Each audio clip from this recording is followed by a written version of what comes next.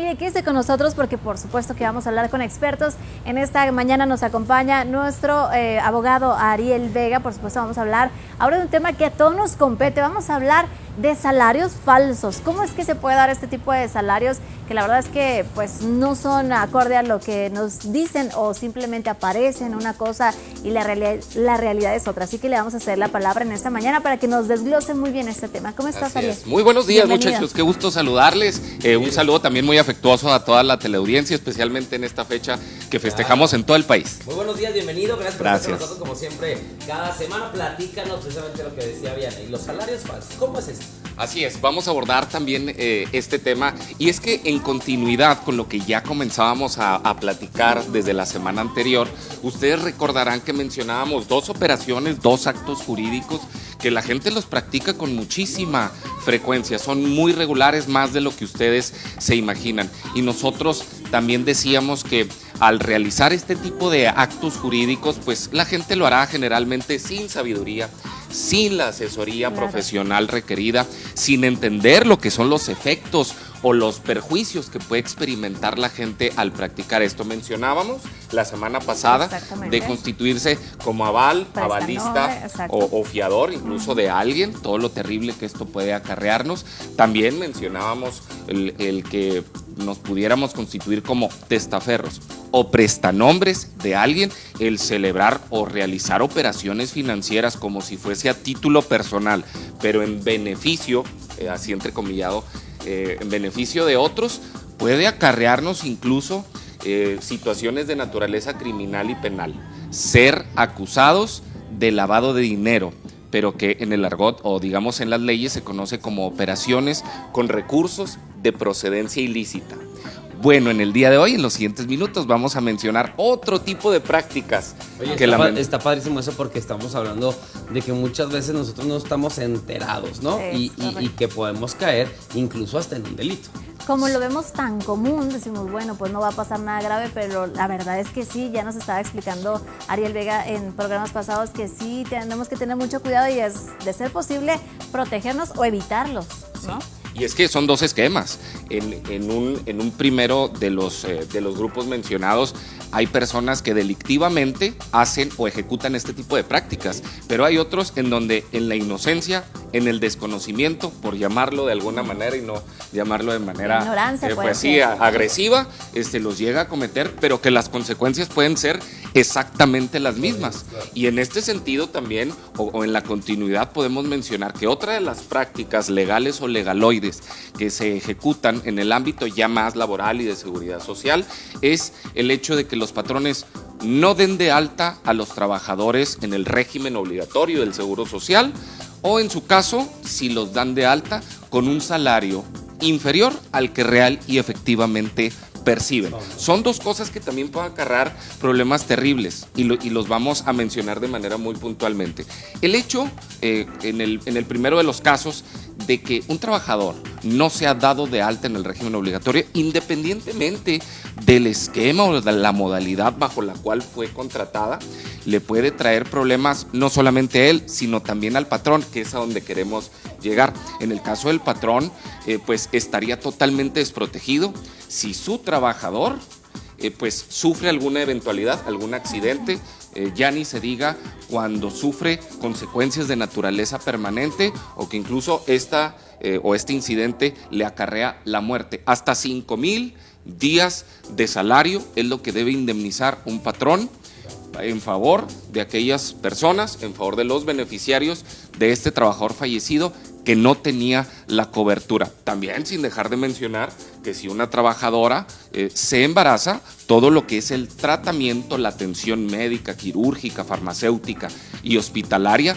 tendrá que correr a cargo del patrón por cuanto que no la tenía dada de alta en el régimen obligatorio del Seguro Social. Estamos hablando que sale, como vulgarmente se dice, más caro el caldo que las albóndigas. No es recomendable para nada que un patrón tenga empleados sin estar dados de alta debidamente, correctamente, porque después pueden venir demandas y pueden venir todas estas sanciones y estos pagos obligatorios que debe de hacer, ¿no? Claro. Así es, sin dejar de mencionar las multas, las sanciones, no solamente de naturaleza administrativa, lo que también pueda acarrear. Y es es que con la tentación o bajo la tentación de ahorrarme unos cuantos pesos para no estar realizando pagos o aportaciones de seguridad social, se me vino todo lo demás. Entonces es una situación muy delicada.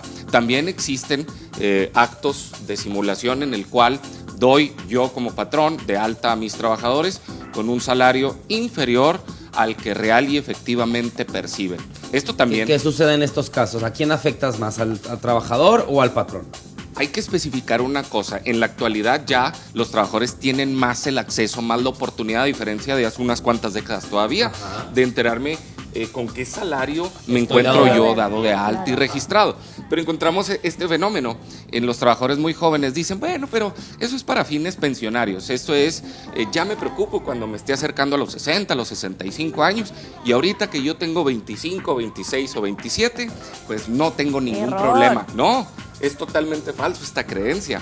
El hecho de que usted se encuentre dado de alta con un salario inferior implica una afectación directa a lo que son sus prestaciones económicas y coberturas médicas. Si usted llegase a sufrir algún accidente, sea dentro o fuera de la fuente de trabajo, ¿qué salario cree usted que va a ser tomado en cuenta para proporcionarle su subsidio, en su caso una pensión temporal, y ya pues ni hablemos de una pensión de carácter definitiva? Además de que necesitamos también mencionar que las aportaciones a su cuenta individual del Afore se verán también reducidas sustancialmente. Ahora, para efectos del patrón, ¿Qué hacemos? Imaginemos que ya estamos checando ahí nuestra plataforma y nos damos cuenta que estamos dados de alta con un salario mucho menor al que realmente percibimos. Bueno, previo a las denuncias, previo al manifestar este tipo de situaciones ante el propio instituto, para efecto de que tome cartas en el asunto, realice una investigación,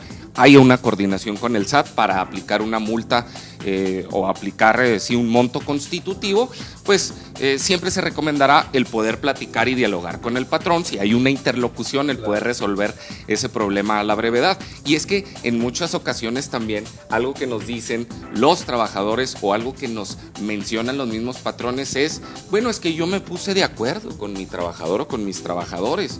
De hecho, hasta les puse a su consideración un documento para que me lo firmen, en donde ellos saben y ellos tienen pues o están de conformidad el que yo los dé de alta solamente con 172 pesos cuando real y efectivamente perciben 500 pesos diarios. Bueno, esto es una ilegalidad, este es una violación, como ya lo indicamos, a la ley del Seguro Social, específicamente artículo 15, fracción primera de esta ley, y también mencionar que un patrón que realiza este tipo de operaciones puede verse afectado por una denuncia penal para mayor entendimiento en contra de esta persona por el delito de defraudación fiscal. Si alguien realiza este tipo de operaciones siendo patrón, generalmente no lo saben, puede ser acusado, puede perder su libertad dependiendo de sus modalidades hasta por 10 años por estos delitos de evasión y de elusión fiscal, que no es otra cosa más que defraudación fiscal. El hecho